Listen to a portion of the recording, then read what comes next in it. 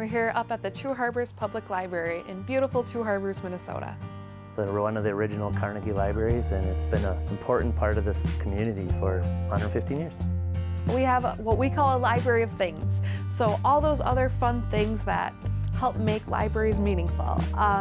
This ranges from cake pans to backpacks you can check out to fill things up, to a telescope, a microscope, and something I really love are the engineering kits that we have for kids.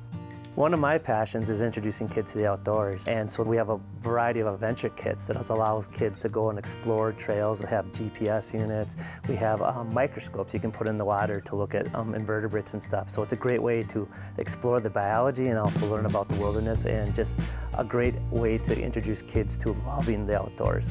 We really want to make sure that our mission is expanding beyond what people might think about what they need for a public library. This is where people come for information, but also for entertainment and education. I love finding the right book for the right person. It makes me so excited, especially when it comes to kids. And being able to provide these kits as well, that's just the icing on the cake. The Slice from PBS North.